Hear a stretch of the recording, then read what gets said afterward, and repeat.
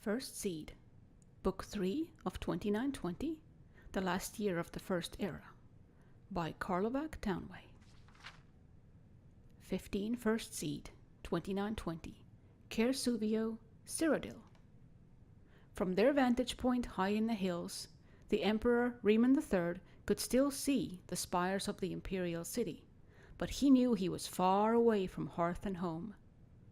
Lord Glavius had a luxurious villa, but it was not close to being large enough to house the entire army within its walls. Tents lined the hillsides, and the soldiers were flocking to enjoy his lordship's famous hot springs. Little wonder, winter chill still hung in the air. "Prince Juliac, your son, is not feeling well." When Potentate Versidue spoke, the Emperor jumped. How that Akaviri could slither across the grass without making a sound was a mystery to him. "Poisoned, I'd wager," grumbled Riemann.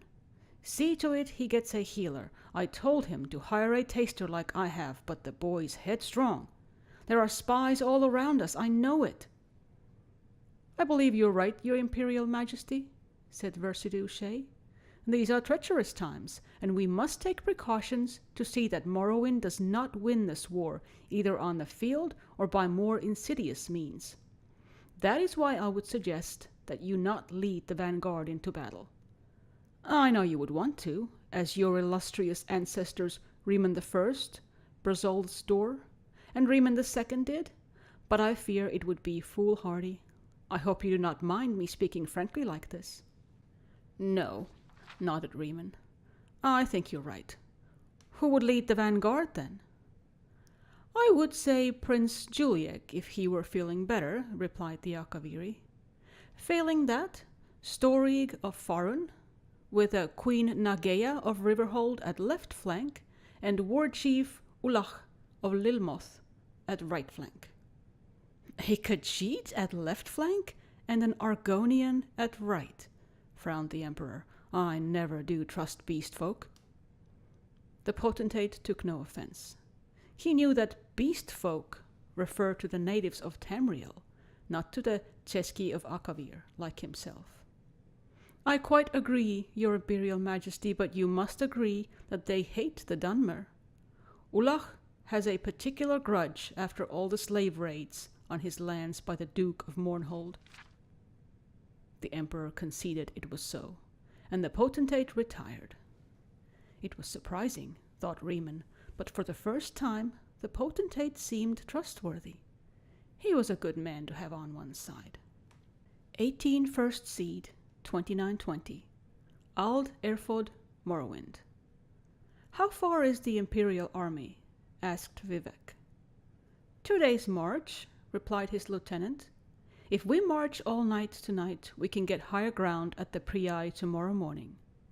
Our intelligence tells us the Emperor will be commanding the rear, Storig of Farun has the vanguard, Nagea of Riverhold at left flank, and Ulach of Lilmoth at right flank." "Ulach?" whispered Vivek, an idea forming.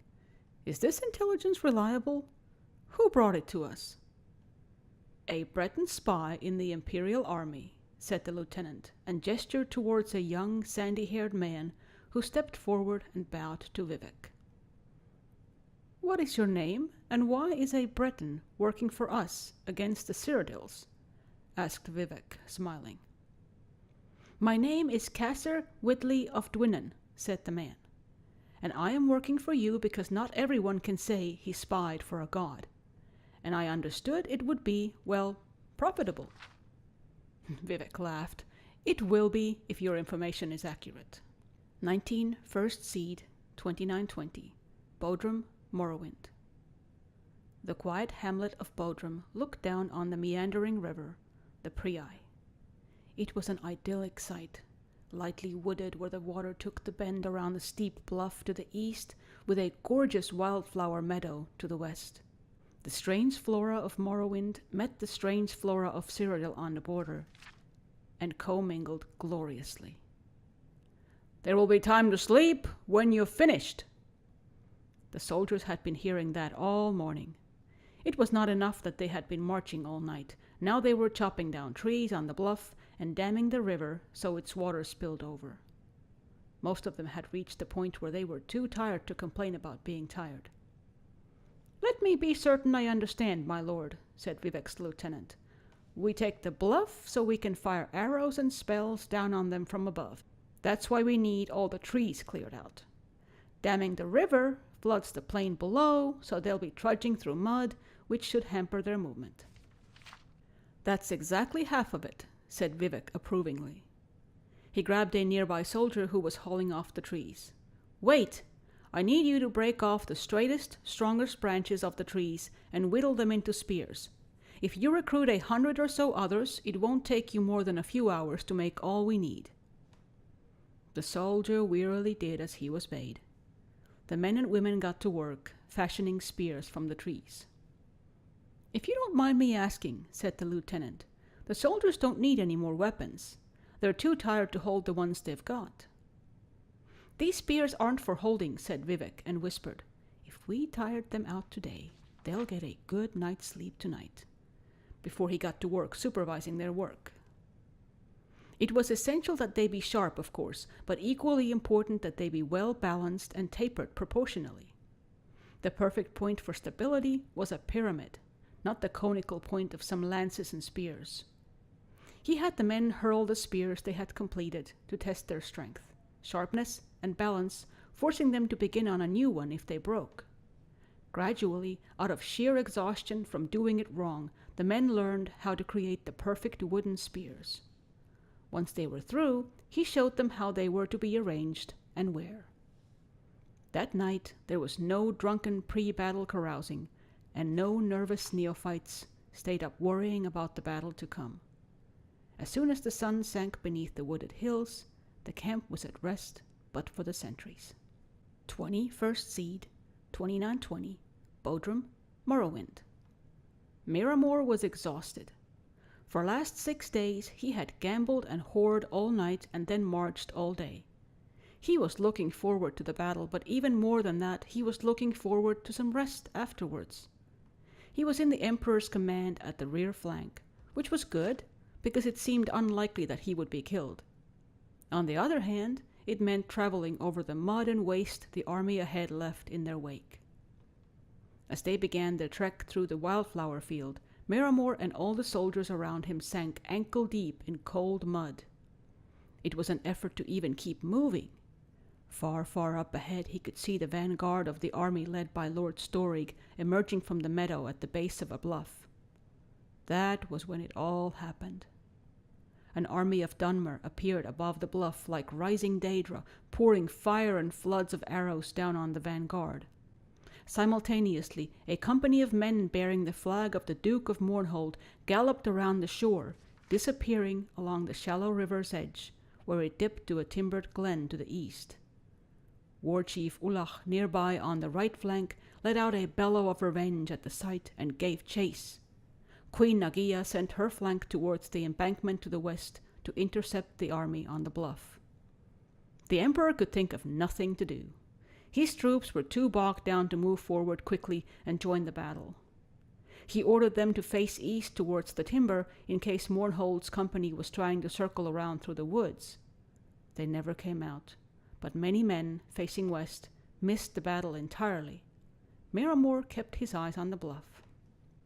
A tall Dunmer, he supposed must have been Vivek, gave a signal, and the battle mages cast their spells at something to the west.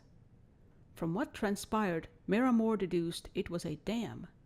A great torrent of water spilled out, washing Nagaea's left flank into the remains of the vanguard, and the two together downriver to the east. The Emperor paused, as if waiting for his vanquished army to return, and then called a retreat. Miramor hid in the rushes until they had passed by, and then waded as quietly as he could to the bluff. The Morrowind army was retiring as well, back to their camp.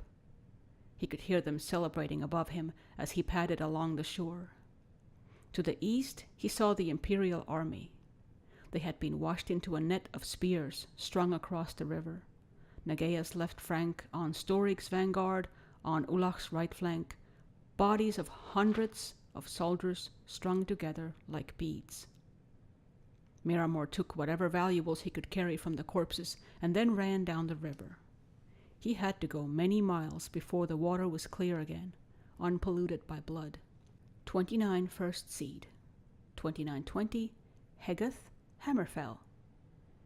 "You have a letter from the Imperial City," said the chief priestess, handing the parchment to Corda. All the young priestesses smiled and made faces of astonishment, but the truth was that Corda's sister Regia wrote very often, at least once a month. Corda took the letter to the garden to read it, her favorite place, an oasis in the monochromatic sand-colored world of the conservatorium. The letter itself was nothing unusual, filled with court gossip, the latest fashions which were tending to wine-dark velvets, and reports of the Emperor's ever-growing paranoia. "You are so lucky to be away from all this," wrote Regia. "The Emperor is convinced that his latest battlefield fiasco is all a result of spies in the palace. He has even taken to questioning me. Ruptga, keep it so you never have a life as interesting as mine." Corda listened to the sounds of the desert and prayed to Ruptga the exact opposite wish. The year is continued in Rain's hand.